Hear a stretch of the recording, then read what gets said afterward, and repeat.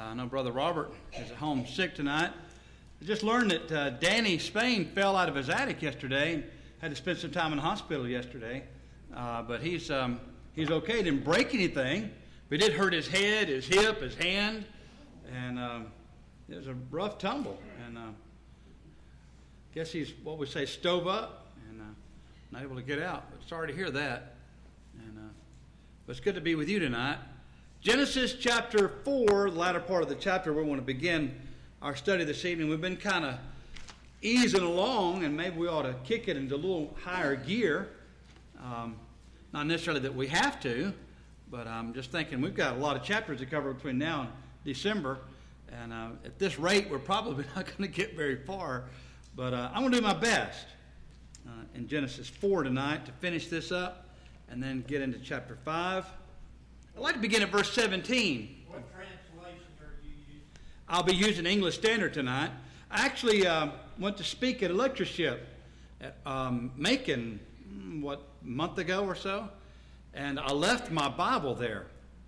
I have a New King James that I typically use when I'm teaching class, and Steve Waller, the preacher there, is going to be coming through here in the morning, so I'm going to meet him at the Cracker Barrel in Bremen at about 6:30 in the morning. He's going to bring me my Bible. But I don't normally do things like that. I'm not sure what causes that. And I had lost my English Standard Version. I found it in the fellowship hall this evening. I have 2 or 3 other Bibles with me. I mean, I always have a backup. But anyway, I'll hope to have my New King James with me next week. And it will create some difficulty if we get into chapter 6 tonight, and I'll try to explain some of that. I think chapter 4 should be okay. Verse 17.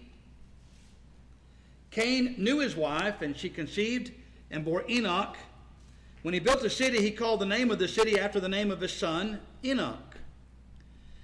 To Enoch was born Irad, and Irad fathered Mehujael, and Mehujael fathered Methusael, and Methusael fathered Lamech. Lamech took 2 wives. The name of the one was Ada, and the name of the other Zillah. Ada bore Jabal. He was the father of those who dwell in tents and have livestock. His brother's name was Jubal. He was the father of all those who played the lyre and pipe.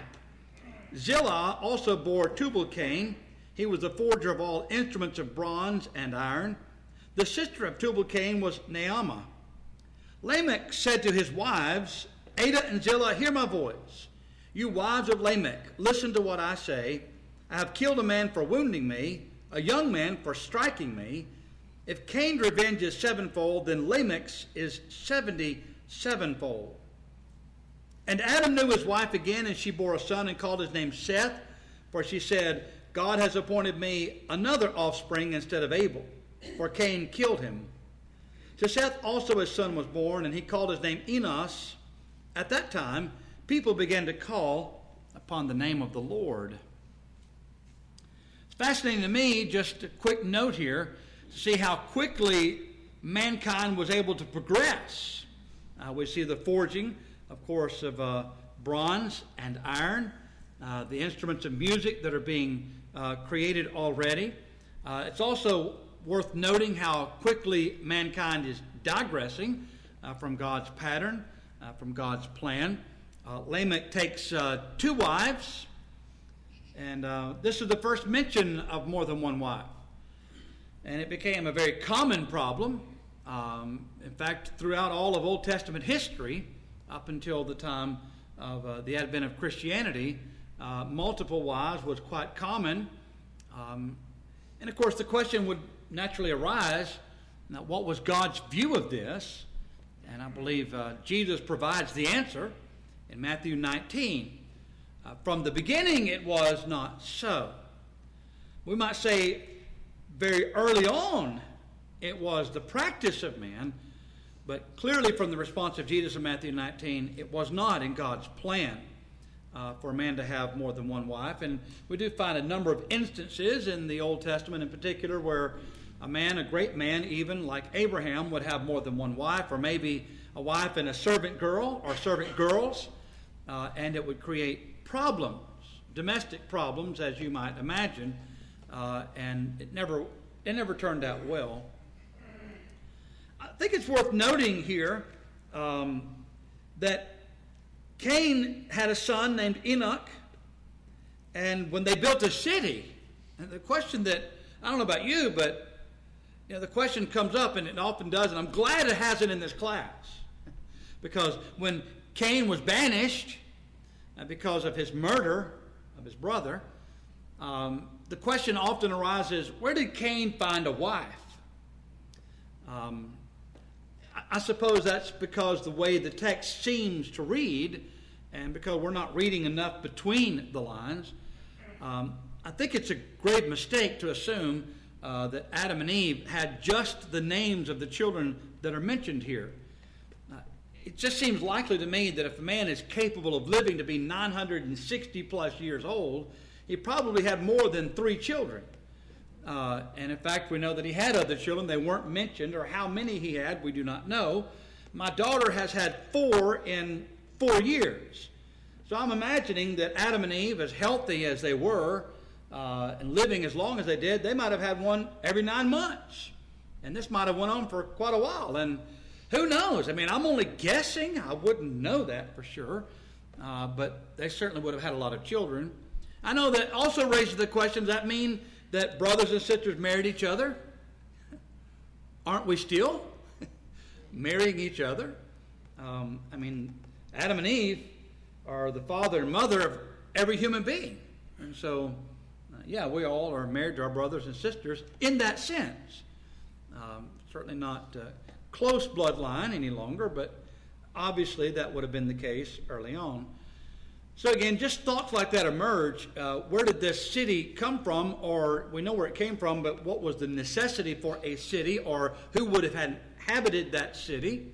And of course, the answer is other people that are not mentioned by name. So I think it's worth noting, just as we read these thoughts between the lines, that there are obviously a lot of people populating the earth at this time. Of course, we see Lamech and what he says to his wives.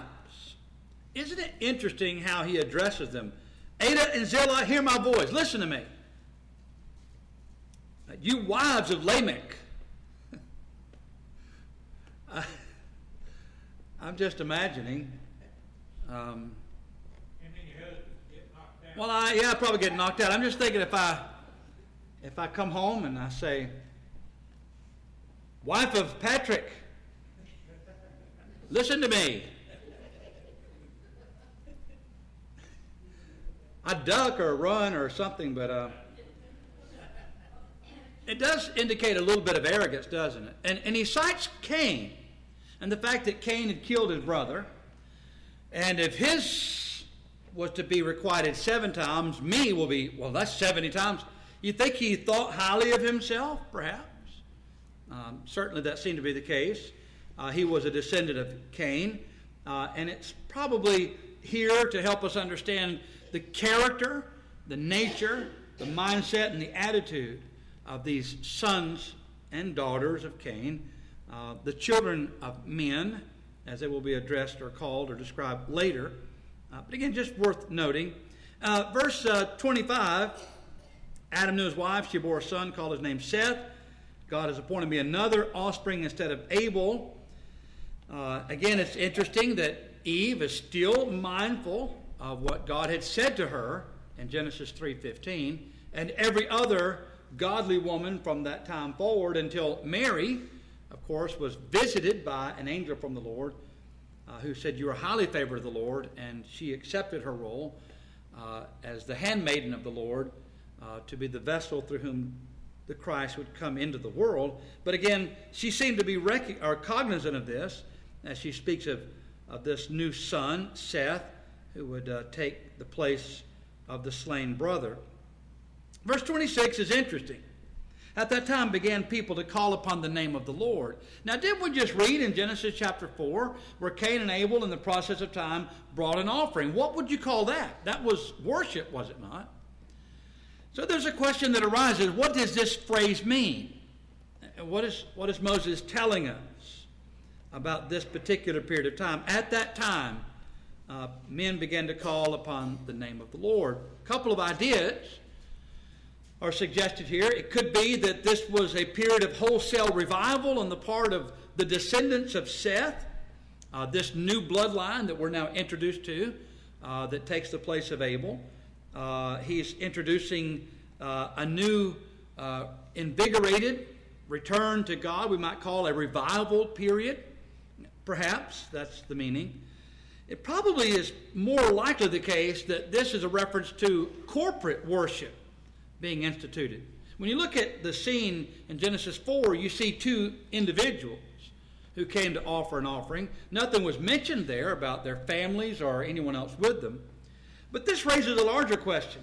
If indeed we're having a reference here to the first, efforts at corporate worship. When I say corporate, I mean the kind of thing we do here, for example, on Sundays, when we all come together as the church and we participate in acts of worship collectively. We have corporate worship. It's interesting that in the history of the world, this is the first time this is mentioned, if that's the case. And so at this time, people began to call on the name of the Lord, which also reminds us that this is referring to a period of time before the Mosaic period, obviously before the Christian age. And so when men began calling on the name of the Lord, the question is, how did they go about doing that? What kind of worship services did they have?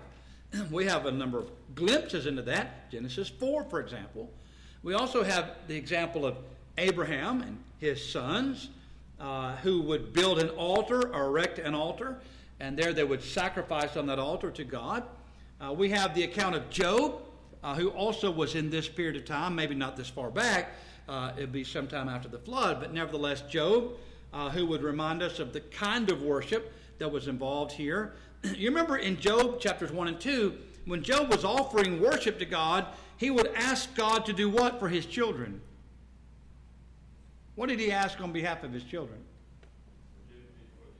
If they forgive them of any sins they may have. So when you think about what Job was saying for his children, what would we later describe that role as? Well, he was a patriarch, but later, what would you describe the role of someone who prays on behalf of others? A priest. And so, at this period of time, when men began to call on the name of the Lord, this was before the Mosaic period, before the law of Moses.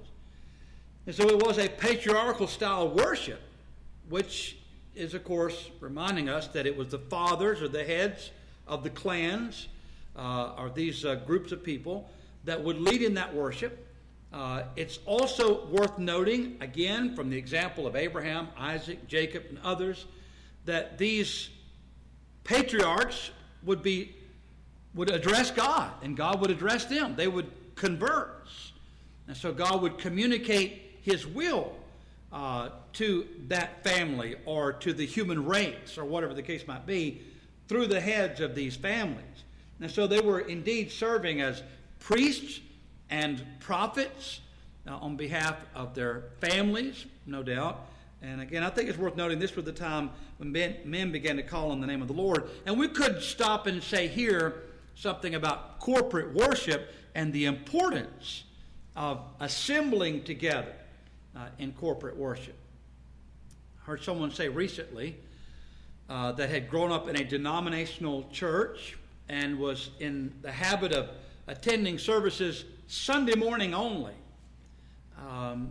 It struck them that Sunday night was also insisted on, and Wednesday night was insisted on, and gospel meeting was insisted on, and man, you just go to church all the time. And this was resisted for a time, but now the attitude is very different. It's not that I feel the obligation, they're saying, but that I want to be there because I want to express my love to God and I want to be with my brethren. But when you think about corporate worship, and we think about what typically happens here, and not just here, but in probably most congregations of the Lord's people today, the Sunday morning attendance differs drastically from the Sunday afternoon or Sunday evening worship attendance. And I've often wondered why that's the case. I think sometimes we ask out loud, why are we coming back Sunday afternoon, Sunday evening?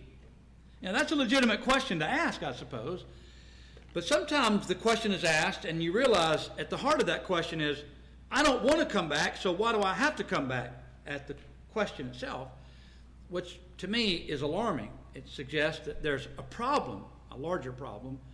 And again, it's worth noting that if this was a period of revival, if this was simply the beginning or the advent of corporate worship, certainly it's worth noting that we still today are not just privileged to be here, but we are in fact commanded to assemble with our brethren. And of course the question would arise, do I have to be here Sunday afternoon too?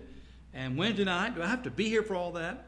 You don't have to do anything except die and be judged.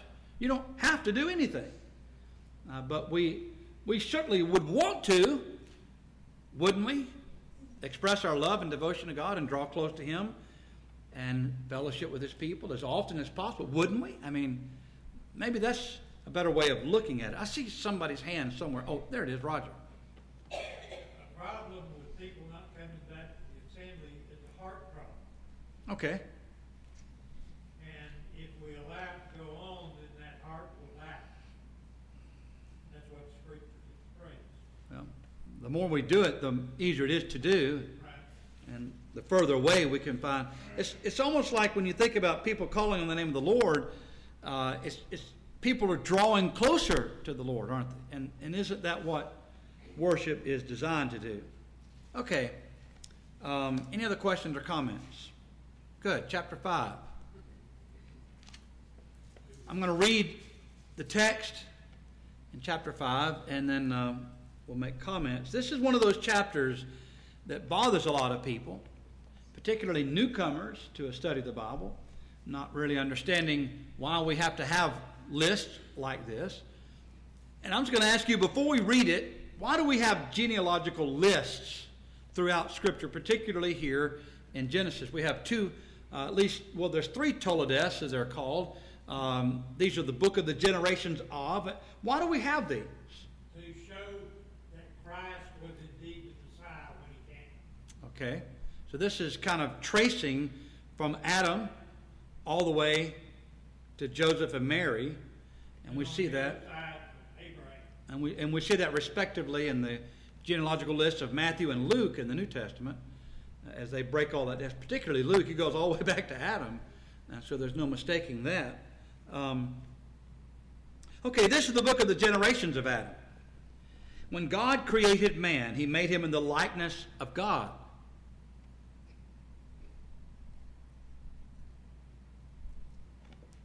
I don't know about you. I have to stop here. Every time I read this, every time I go across this, I kind of pause and I ask, what does that mean? After the image and likeness of God, what does that mean? To be like God. Peter says in 2 Peter 1, beginning at verse 3, that we are to be partakers of His what? Divine nature. To be like God. That's what godliness means, to be godlike in our thinking. Let this mind be in you, Philippians 2:5, which was also in Christ Jesus. Arm yourselves, Peter said, with the same mind, to think godly or godlike thoughts. Is that what he means? To say we're created in the image, or we're created in the likeness of God. Well, you got so many different situations here in our world, and I'm sure expressed also in the old world. The differences in people, and yet the same likeness from the spiritual standpoint. Maybe we could look at it this way. What is God like? What do we know about God? What is He like? Holy. That's the part that gives us trouble, isn't it? Yeah. God is holy. God is just. Okay. Let's go to something more positive. Loving, okay, yeah. We can probably relate to that. When I think of God being just,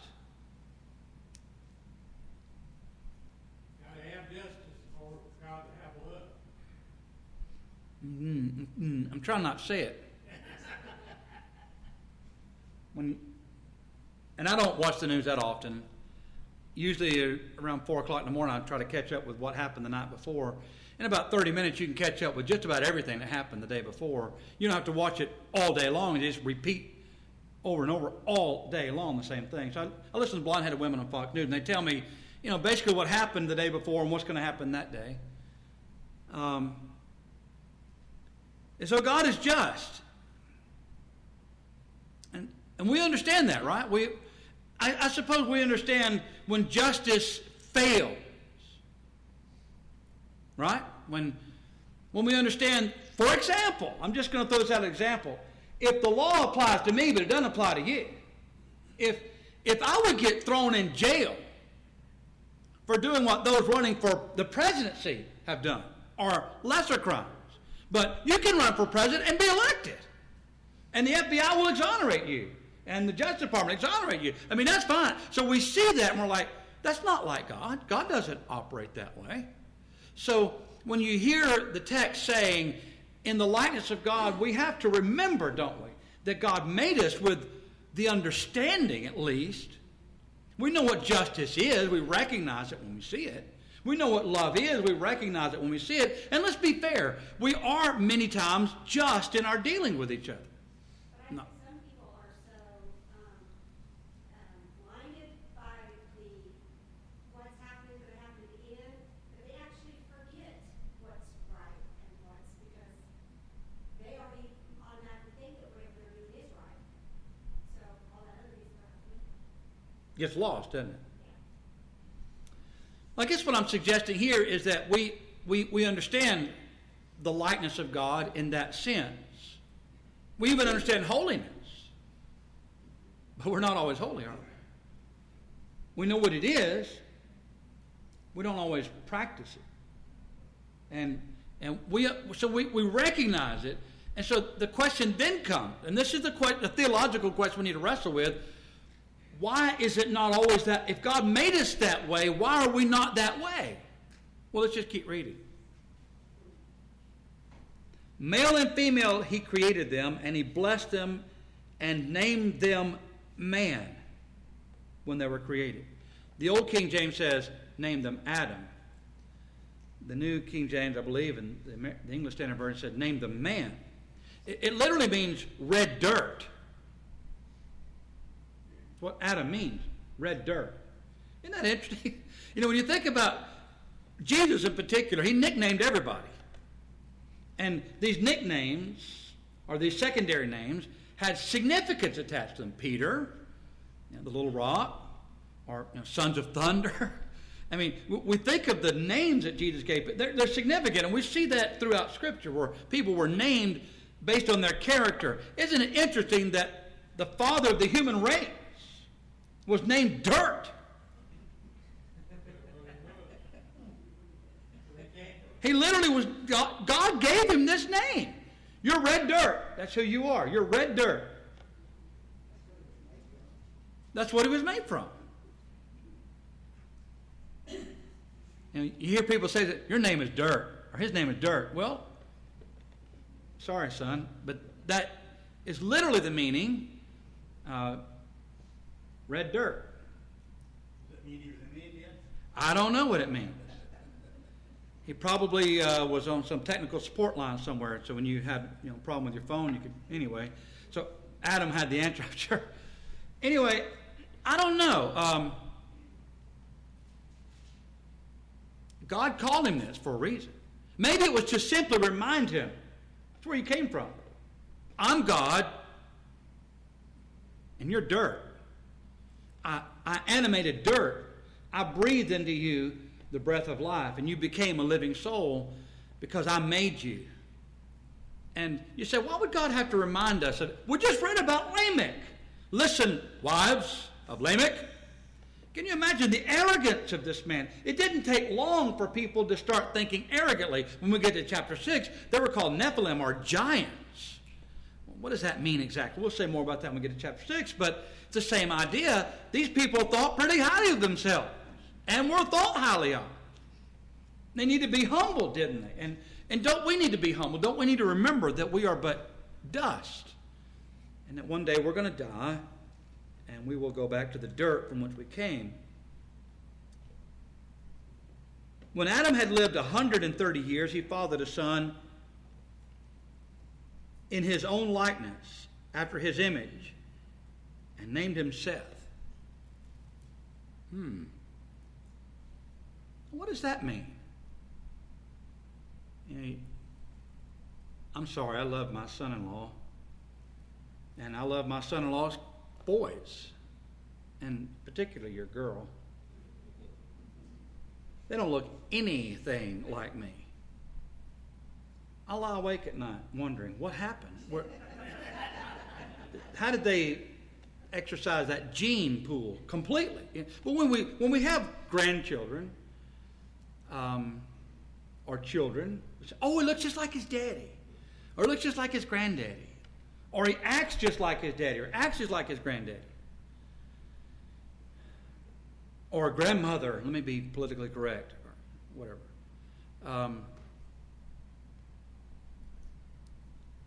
What does it mean? And why would Moses, by inspiration, say that? I mean, we're just reminded that when God made man, he made man in his likeness, his image.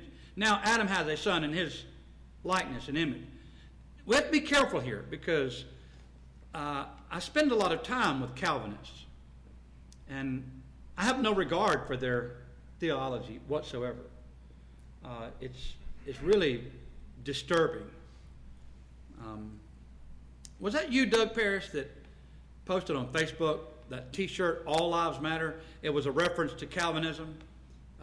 Or, I'm sorry, Some Lives Matter. Yeah, Some Lives Matter. That's really the Calvinistic view, that God decided that some people were important and would go to heaven, and everybody else, well, you're just going to the bad place. Because I'm sorry, I reject Calvinism out of hand, but at the heart of Calvinism is the idea that we're born totally depraved, totally sinners, because we inherited some terrible genetic distortion or whatever from Adam. I don't buy that. But it is something to explore here. What does this mean? Made in his image and after his likeness. I mean, you look like Adam? Red dirt? I mean, what did Adam look like? I don't know. Did he have a belly button? I mean, the question is, what did Adam look like? You ever anybody ask you that question? Do you have a belly button? I mean, why would he?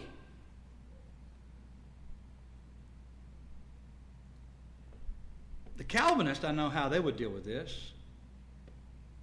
He was born with Adam's depraved nature. I don't accept that at all. Now, when Adam was created, he was created in God's likeness and God's image. And he sinned. He didn't sin because he was created with a depraved nature.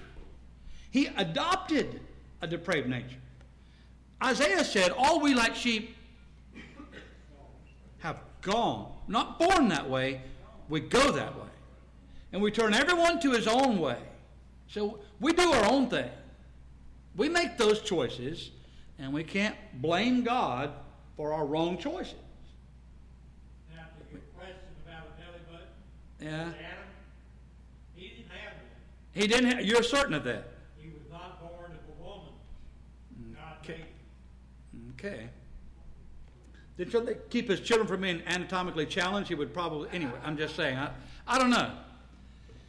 Anyway, what does this mean in Adam's likeness? Maybe with his disposition or his attitude? What kind of man was Adam? All we know of Adam was that he lived to be, 960 years? Or that Adam was the first man? Or that he was made of red dirt? Or that he was named red dirt? Or that he was the father of Cain and Abel and the father of Seth and others? What do you know about Adam? I think he was passing on the understanding he had as far as spirituality to his sons. I have a hard time believing that Adam was not a spiritually minded man. I have a hard time believing that. Did Adam sin? Yes. How many spiritually minded men have ever sinned? Nobody.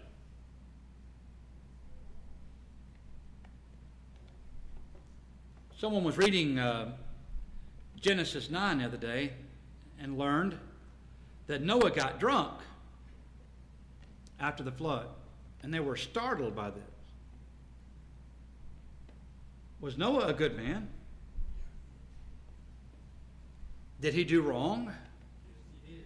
Was Adam a good man? I'm just saying, we don't generally or typically ask this question, but I'm saying when we come across a phrase like this, his son was made after his image, after his likeness, I don't think we should necessarily conclude with our Calvinistic friends, that means he was sorry and depraved. It just probably means he was a lot like him. Or it may suggest that like Adam, he tended to do his own thing, as every other human being. Isaiah 53 reminds us. We all do that. Paul would say in the book of Romans, there's none righteous, no, not one.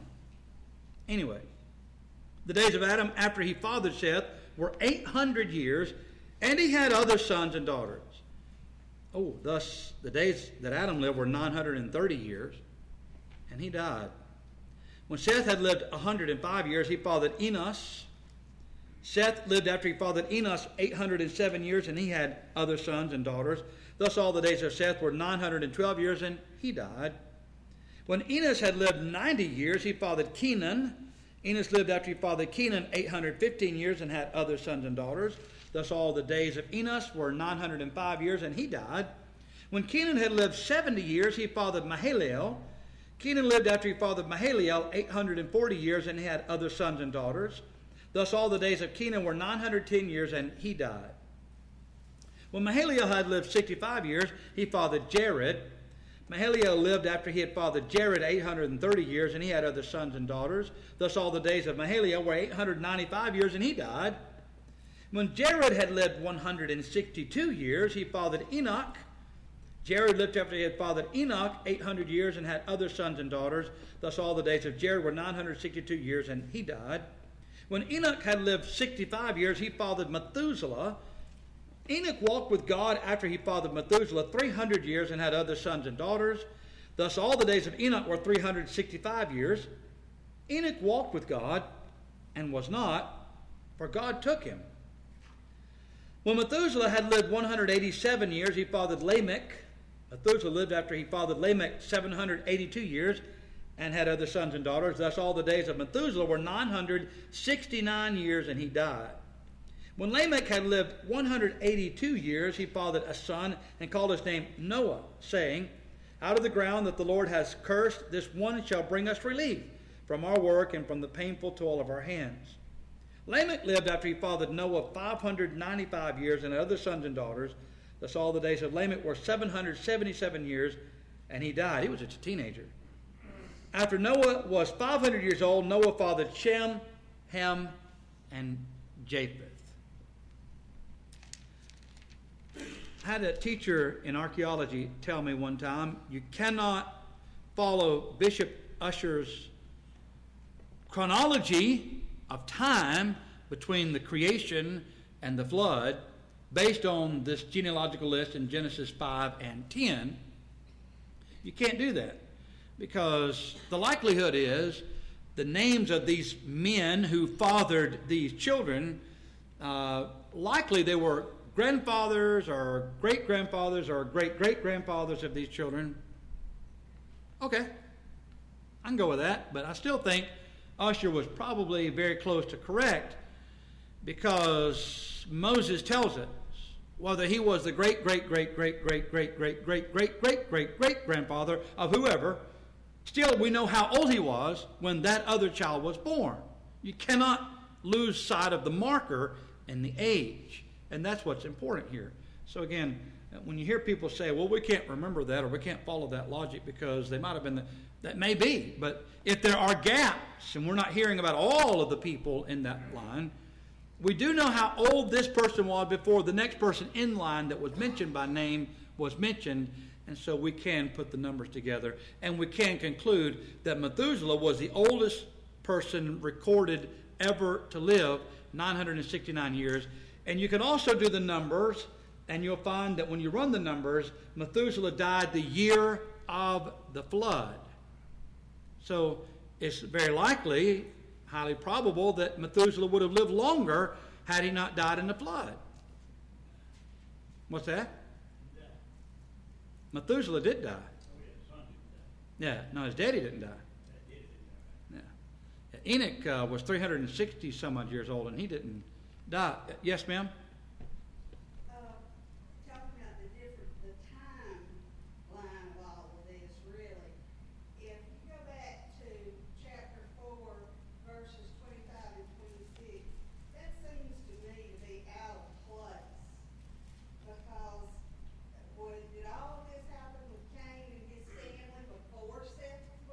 No, it's not. It's not a before and after thing. It's simultaneous, and Moses is just going from one. You have the bloodline of Cain, and now we have the bloodline of Seth, and that's what we're dealing with here. So you kind of digress here and talk about some of their descendants. We're going to digress here and talk about their descendants. But no, these probably went together. You notice the similarities in the names. That's fascinating too. You say, well, how do you account for that? How many Johns do you know? Well, think about this congregation. How many Roberts do we have in this congregation? I mean, if someone were to read about the history of the Villa Rica Church and they read about Robert this, Robert that, that must be a typist error. Or that's what people say, by the way, of the book of Genesis, that Moses was getting this wrong. It was confusing the genealogical list, and he had the name. That's absurd.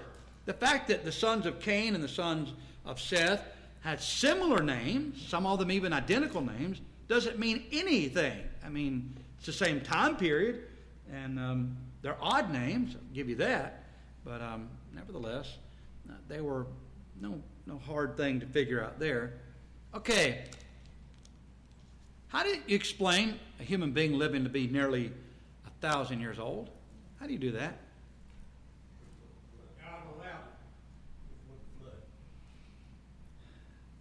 In 2 Peter chapter 3, Peter was reminding the scoffers about the world that then was. That's an interesting phrase, isn't it? So Peter is telling us there's something different about that world.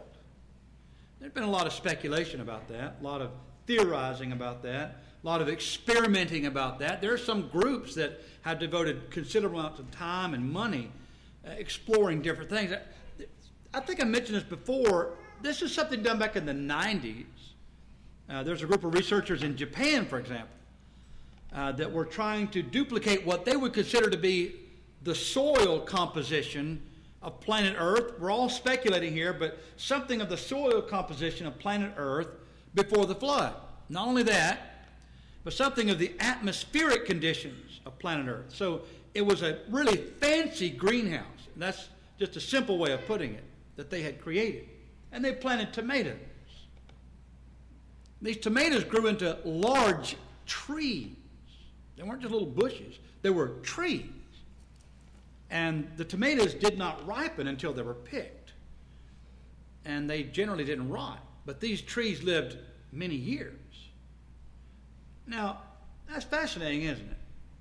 And we understand from some of the research that's done in the geological record that there were large plants that are fossilized, and we can see examples of large plants. You say, well, why do we have such large plants? Have you ever seen the skeletal remains of a brontosaurus or a T-Rex? I mean, there were some large animals roaming the earth. And what would they primarily eat? Vegetables. They had a lot of plants. And so it would take a lot of plants. I mean, you ever seen a giraffe eat? I mean, they can reach up pretty high, but I mean, these trees are getting big. An oxygen-rich world that's shrouded in this watery vapor that's blocking out UV rays. I mean, can you imagine what that would do for people? I mean, it clearly was an environment very different than that which came after the flood. And we can pretty much figure that out because right after the flood, we find, for example, just a couple of generations after the flood, Abraham lived to be 175 years old, and he was considered at that time to be of a good old age. Well, these guys were just teenagers. They were in puberty at 175. They were just starting to have kids. I mean, they're just getting their family started at 175. Hadn't been married yet. So, when you think about the differences in the age, something clearly is different from the time we have before the flood and the time that comes after the flood. Yes, Roger? There was a book put out a number of years ago called The Flood of Noah or something along that line. Uh-huh. It was written by some men who did studies on water and what it would do under a lot of pressure. Mm-hmm. And they also talked about the canopy that was over the earth at that particular time. I can't remember the names of the job in that book. Yes, I think I know who you're talking about. And that's exactly what you're talking about. Yes, sir. Did these people who lived all these hundreds of years, did they age slower than we do? I sure would hope so. I mean, I would want to live that. I'm going to be 51 if I live to be in December. I'll be 51 years old, and right now I feel like I'm 150. And I'm thinking, if I lived another 900 years, I don't think I'd want to continue to age at this rate. I mean, you know, really. Can't be is the answer blocks out the UV Yes. rays of the sun. That's what causes us to age. It certainly does. Noah had 3 sons. And more. Sir? And more. But there were 3 sons that were mentioned by name. Right. And there were just 3 of them that got on the ark with him. We hadn't got to the ark yet, but when we get there, we're going to see that Noah and his 3 sons populated the entire planet. I mentioned this in a bulletin article this past Sunday.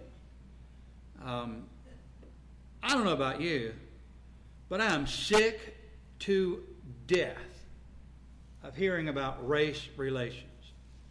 I mean, when are we ever going to get over it? This is ridiculous. I mean, we are all of the same family.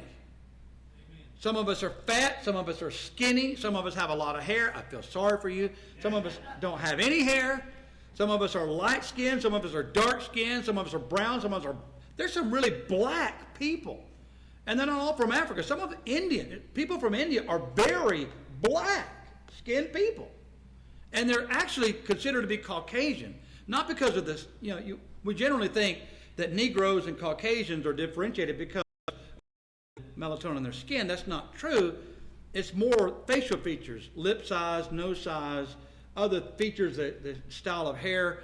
And so these Caucasians in India are blacker than most people from Africa when you get into certain parts of India. Who cares? I mean, maybe you like dark, maybe you like light. Why does this even come up? I mean, maybe it's because I grew up as a child hearing people like Martin Luther King saying we should judge people based on the content of their character, not on the color of their skin. Well, that just makes sense to me. And I don't care if Black Lives Matter is trying to stir racial controversy. They're wrong. I don't care if skinheads are stirring racial. They're wrong. Whoever's stirring racial controversy needs to stop it already. It's ridiculous. We're not accomplishing anything other than just trying to divide the world up even more. We've got enough problems as it is. We don't need to be worrying about how dark you are. And, man, it causes hate, doesn't it? And I meant what I said about hair. I feel sorry for y'all with hair. I really do. Okay, any questions? Chapter 5. We're out of time. We got to stop. Okay, y'all got to talk about something because we got like 2 minutes and Doug's sitting there half asleep. Yes, Adam?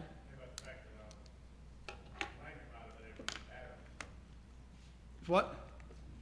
Say again? Beat Adam? Beat him. Oh, meet him.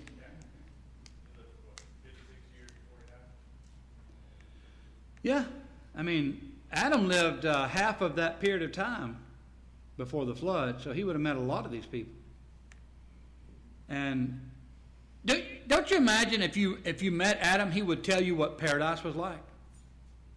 Don't you think he sat around and cried most evenings, remembering what it was like before they were cast out of the garden and how foolish that was? I mean, they had it made, and then they ruined it. That's true.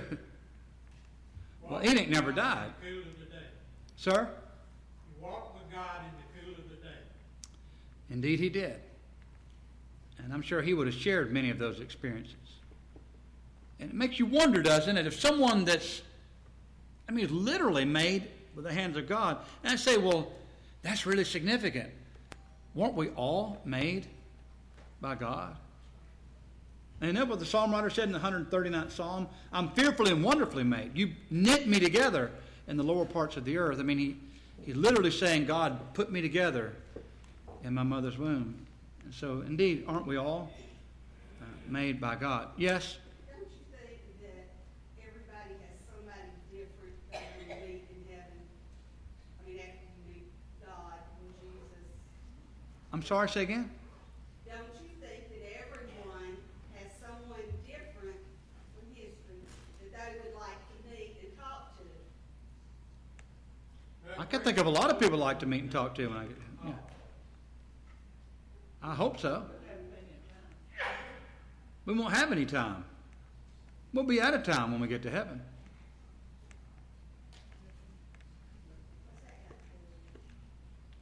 Well, you can meet whoever you want to meet. But I'm saying, out of all the people in history that would be there, don't you think that we all have someone different we would like to meet and talk to? I would think so, yeah. Do you?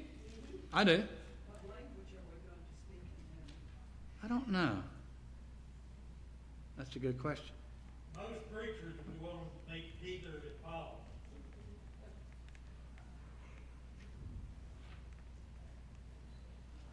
He had the angels of heaven, and Paul talks about speaking the tongues of him and of angels.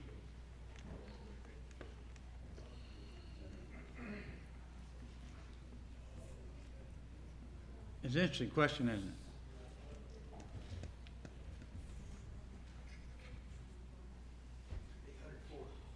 $40?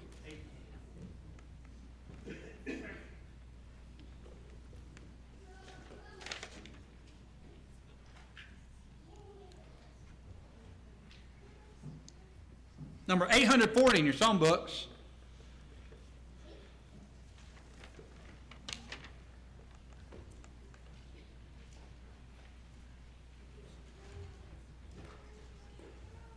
$840. I think we're still waiting for a couple of our classes to come up, aren't we? Ladies, don't forget you have your special get-together tomorrow evening at the Seabreeze Restaurant in Douglasville. What time is that? Anybody know? 6 o'clock at Seabreeze in Douglasville. What's the address? It's right down the street from Red Lobster. Highway 5, yes. Ladies' Day, Rockmart will be hosting a Ladies' Day this Saturday. Speaker will be Lori Forrester and Carolyn Mitchell. Don't forget the fall retreat this weekend at Camp Negahee. Gates open at 5. On Friday, dinner's at 6, and it will be provided. Worship on Sunday morning will be at 10:15 and pick up by noon. This is for those in grades 6 to 12. The theme for the weekend is Alive. Don't forget the annual hayride, hosted by the Marls, will be on Saturday, October the 22nd, starting at 5 o'clock. If you'd like to be a part of the chili cook-off, please see Renee. Volunteer needed if you'd be willing to do security for this month. Please see Chris Johnson. We have some on our prayer list we want to mention tonight. Haley and her family, and including my sister Lynn, are in Oklahoma for Elijah's graduation from boot camp, and will be coming back this weekend. And my sister Lynn, I had to, and I'm going to say it that way, I had to drive her to the food bank yesterday, and it was miserable. I love my sister. She hates to ride with people. She especially hates to ride with me in the car. And anyway, can you imagine her flying in an airplane? So please remember my sister Lynn. She won't be in the cockpit, and it's going to bother her. Lauren and Olivia are packing and trying to get out of town, fearful that the hurricane may strike that part of the Georgia coast. Wherever the hurricane strikes, we need to be ready, brethren, if we can, to assist those who will be ill-affected. It's already affected many in the Dominican Republic, in Cuba, in the Bahamas. This is a really terrible storm, and we don't yet know which direction it's headed. We certainly want to pray for those who are in the path of this storm. Are there any other announcements you need to make at this time? We were studying in Genesis chapter 4 and 5 tonight, and that genealogical list of so-and-so begat so-and-so begat so-and-so, but something kept recurring in that list, and that was the statement, and they died.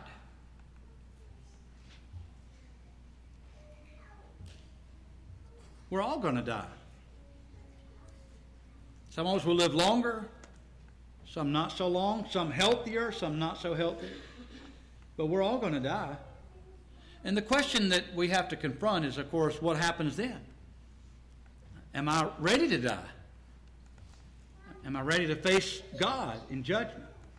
It's appointed that man wants to die, but after this, the judgment, Hebrews 9:27. So the question I ask you tonight as we sing this song of invitation, are you ready?